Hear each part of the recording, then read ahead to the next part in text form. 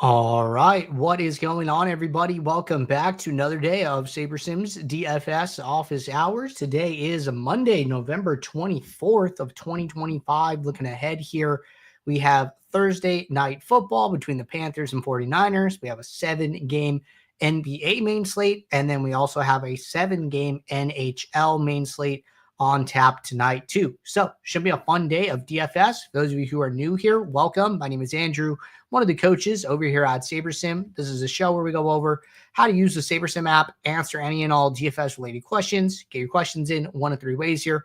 First off, send us an email, support@sabersim.com. Second, post it live in the YouTube chat. Third way, post it in the office hours channel in our Discord server. If you're not in our Discord and want to get access to that channel, there is a link in the description of this video. You also get access to our sim alert channels, individual sport channels, and you get access to the rest of the SaberSim team. Just can't say enough good things about the Discord. But with that said, we do this show Monday through Friday, 4 p.m. Eastern, and then we do the show on Saturdays at 12:30 p.m. Eastern. So you can tune in any one of those days to get your questions answered. All right. It is Thanksgiving week here, so we will only be having office hours Monday through Wednesday of this week. So just so you guys know, with the holiday, we will only be having 3 days of office hours, and then we will not have the show until the following Monday. All right. Got SaberSim pulled up here. Got the NFL Showdown Slate pulled up on the screen. And we are going to jump into some questions that came in prior to the show. And then we will see where we go from there. So first question of the day. Quick question, applies kind of to all sports and slates. Is the Minimax a bad contest? Obviously tempting because of 150 entries and bigger prize pools, but I know the effective entrance for that contest is usually pretty low. Good question. So it's going to depend on the sport.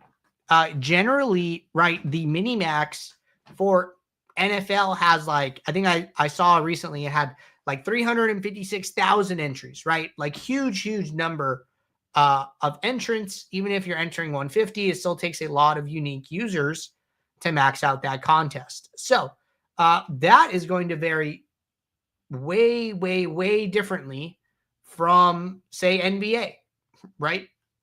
Even if we just go like look at what NBA is tonight. Okay, so we got 7-game main.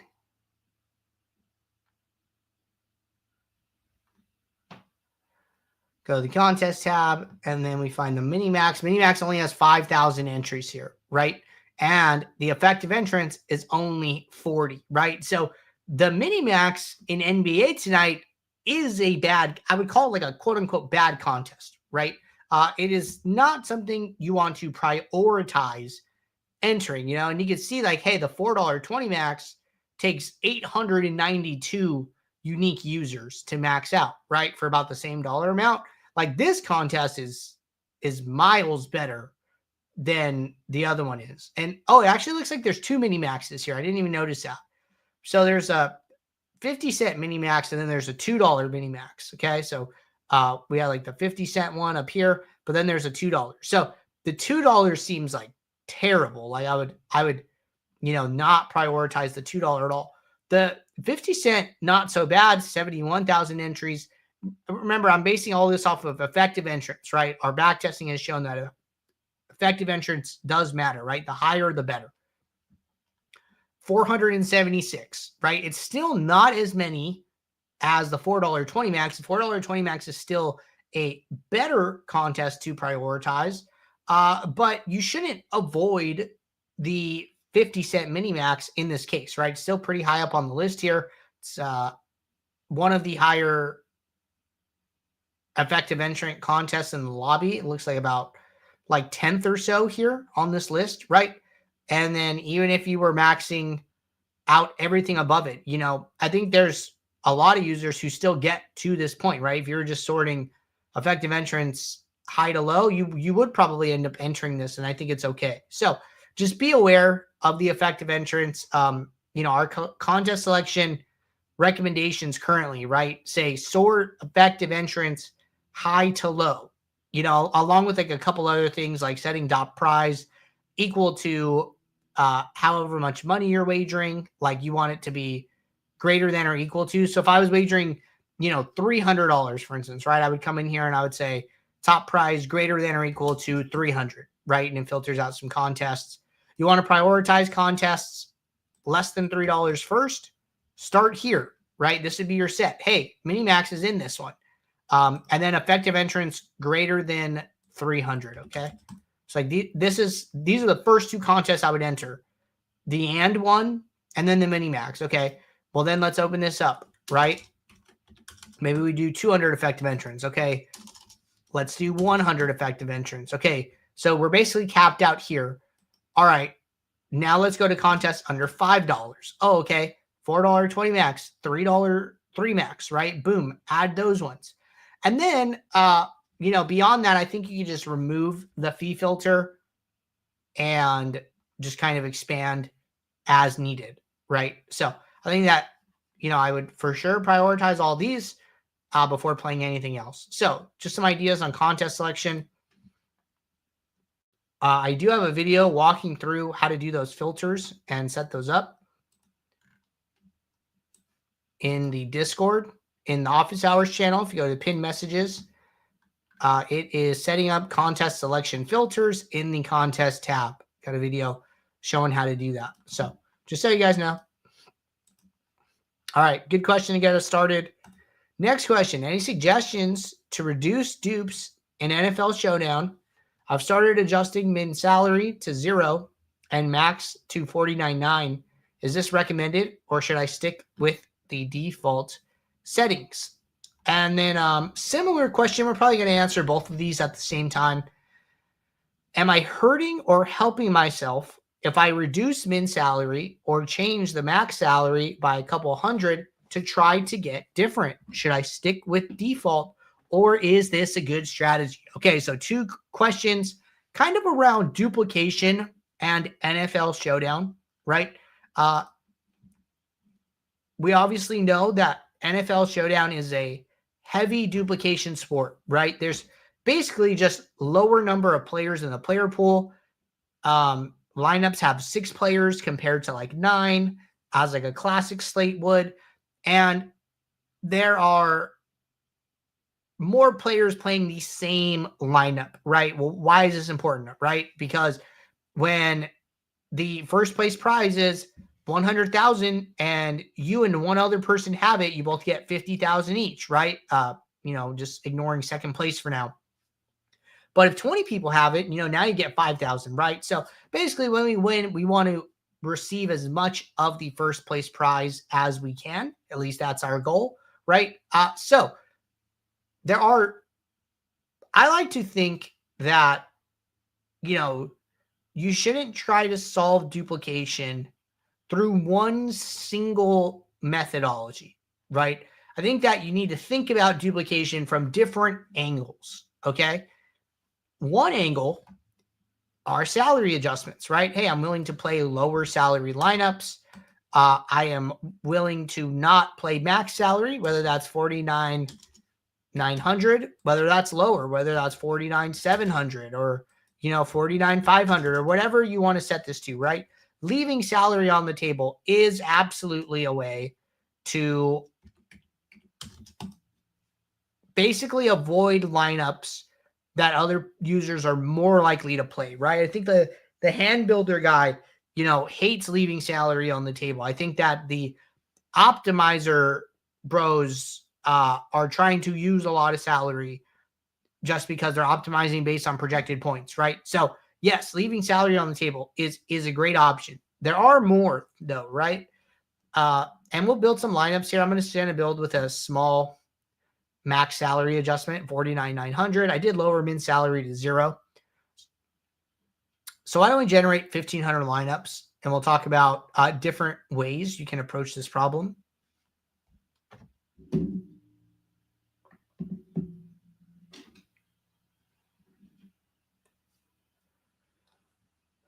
All right.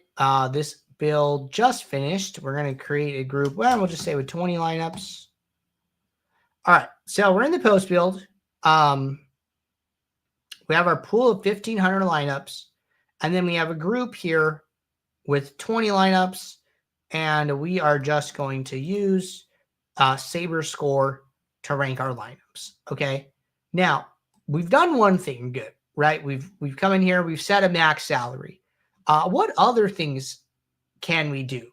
Well, basically, the higher the sum ownership, the more likely those lineups are to be played by other users, right? Because more ownership means that more lineups with those players, and you could probably fall on some similar constructions, right? So like one thing you could consider is maybe a sum ownership pool filter, right? Come in just by sum ownership, show lineups with ownership less than X, right? And the number doesn't matter. You just make up a number. I'm going to make up 210, right? What I'm trying to do is I'm trying to take this and I'm trying to just weed out a few lineups I don't want to play. Now, for me, I try and get rid of about 10-ish% of my lineups. So that'd be like 150 here. So I want to get this number down to like 1350.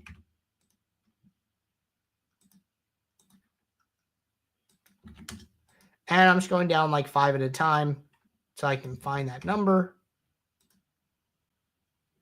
And this is pretty close, right? We're at 1377 here.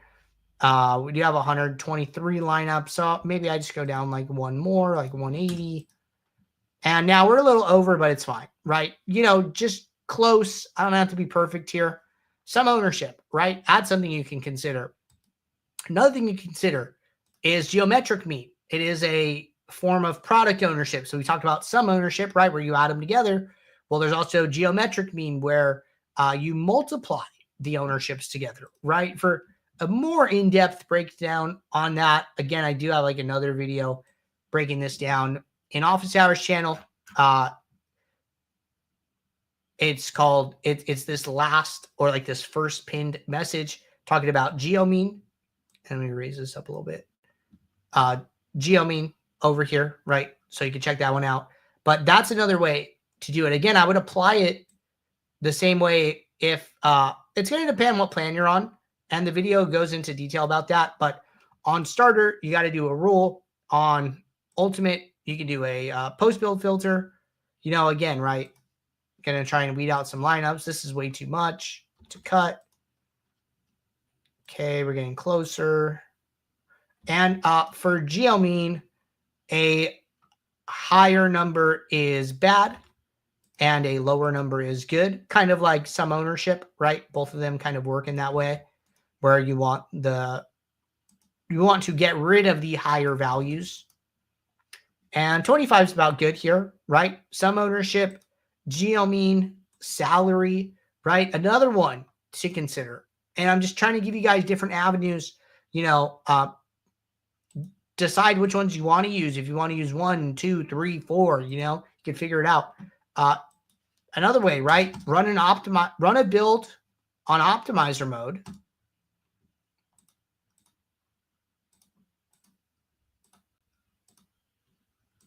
And I'm going to sort this by projection.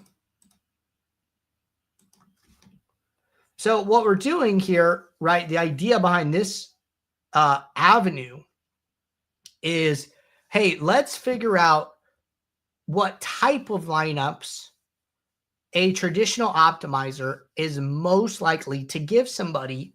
And let's see if we can maybe avoid or like hedge against those, right?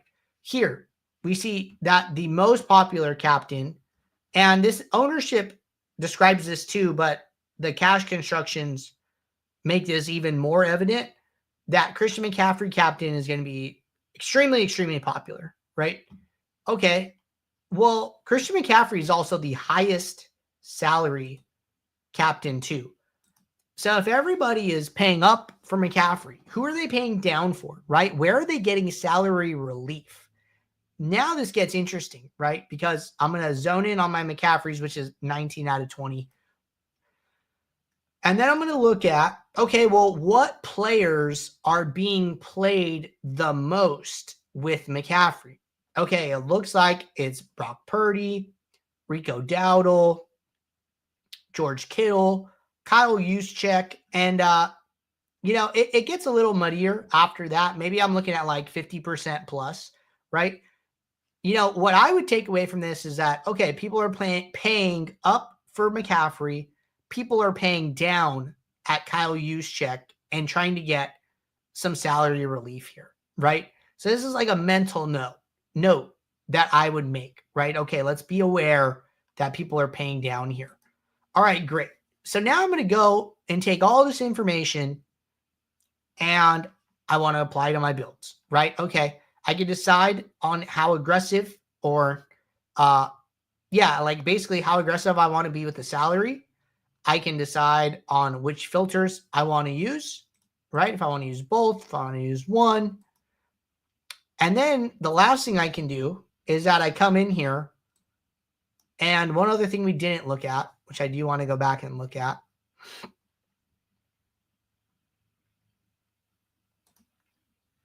is what stack types are most common. I like to look at the team stacks here because I like to see, and if you ever see like an exclamation point, just changing the number, changing it back works.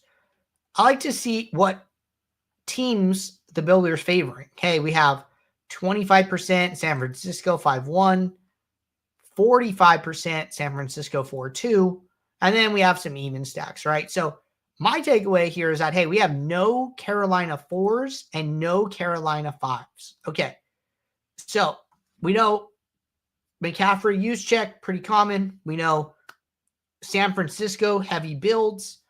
And then we're going to do all of our other stuff with salary, with some ownership, with geo-mean, right, to try and take advantage of things that we think the field may not be doing.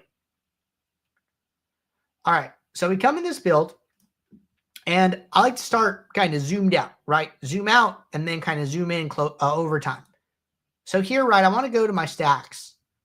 Now, what I would like to do is I would like to see at what rate our lineups kind of reflect those cash constructions, right? Hey, we are playing a lot of 4-2 and 5-1 San Francisco. Well, what can I do about that, right? Well, I think it's okay to either match or be a little higher exposed to those constructions that maybe weren't popping based on the pool exposures, right?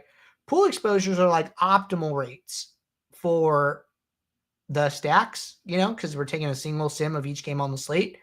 Well, maybe I want to be like double here, right? I want to play, 5% Minnesota. I'm sorry, I said Minnesota because that's all I'm in. Carolina 5-1s, right? That gives me one lineup out of 20. Okay, I want to play 1-5-1. Maybe I want to play, maybe I want to match, or maybe I want to get close, right? Maybe I want to play 20% Carolina 4-2s, right? Now these values are a little closer. Still playing a lot of 5-1s, but I'm using the information SaberSim is giving me to try and make educated decisions about things I think I can do, backed by sim data, to try and get more unique, right? Hey, I don't think as many people are going to play Carolina 4-2s. Sim is saying it's optimal about 17% of the time. I'm going to play 20% here, right? So now I have 25% of my lineups in a way I think is going to be less popular, right? So that's really good. I'm really happy with what I'm seeing. We're not playing that many even stacks at the moment. That's okay. So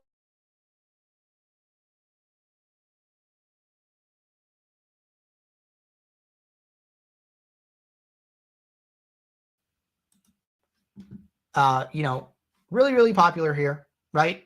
Okay, well, hey, let's go and make sure that, we don't have, 100% like Kyle Juszczyk with McCaffrey, right? We have about 35% here. I don't think that's bad.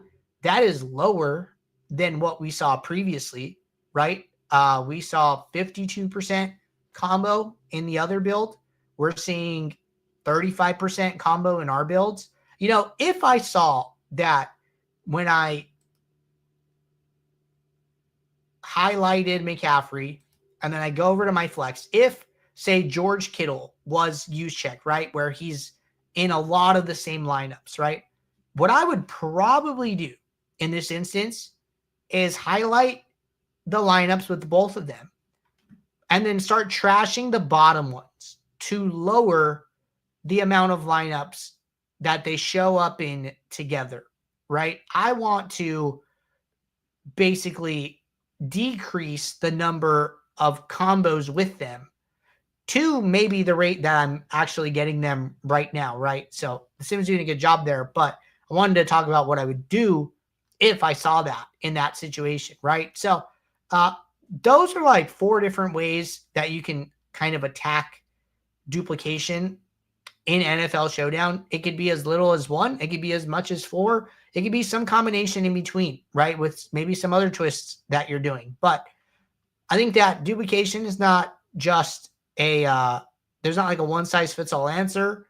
And I think that you need to be creative because players are smart and players are always adapting. And, you want to find a balance between duplication and maintaining a, high chance of winning, right? They say it's easy to play unique lineups. You just play really bad ones that no one else is going to play. But we don't want to do that, right? We want to try and strike a really good balance here.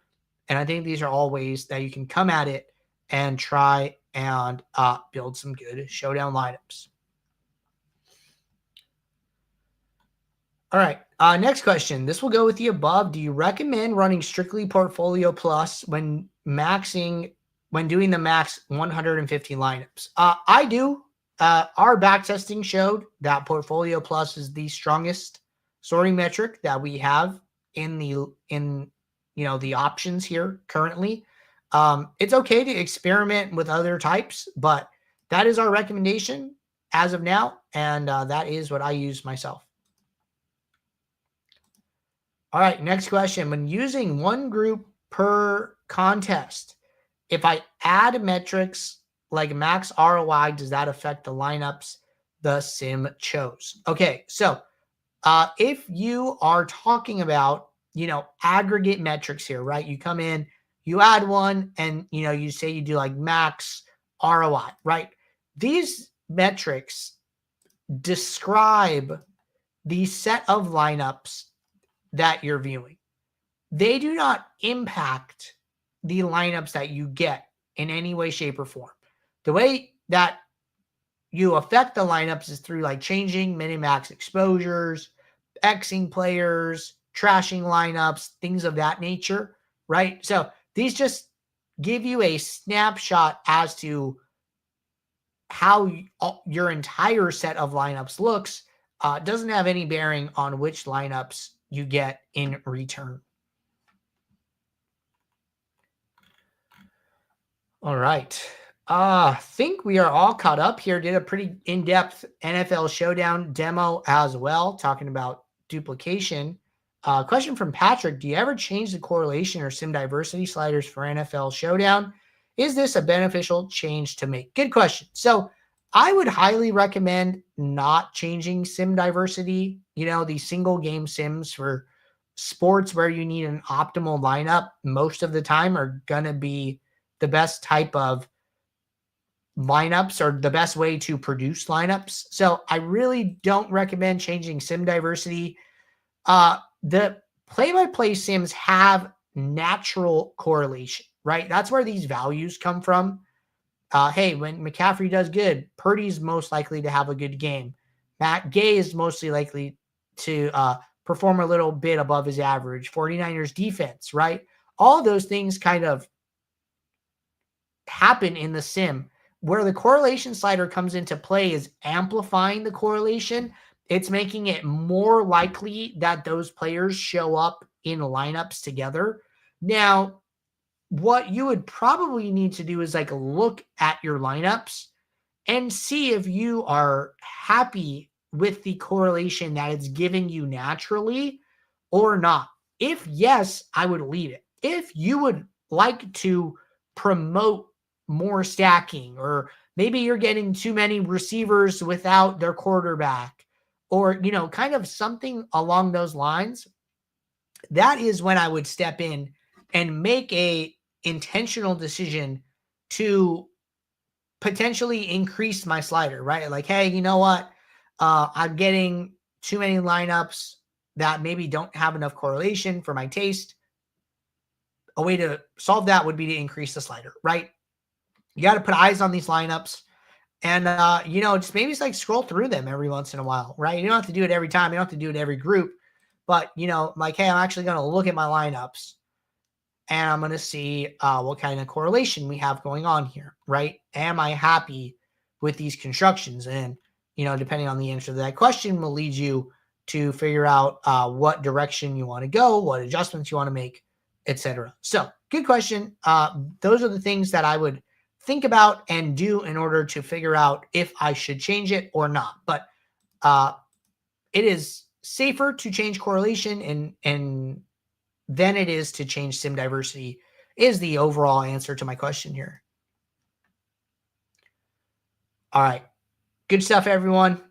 We are all caught up. Appreciate you guys tuning in. I'll be back tomorrow, 4 p.m. Eastern for our next show. So until then, everybody, take care. Good luck. Thanks.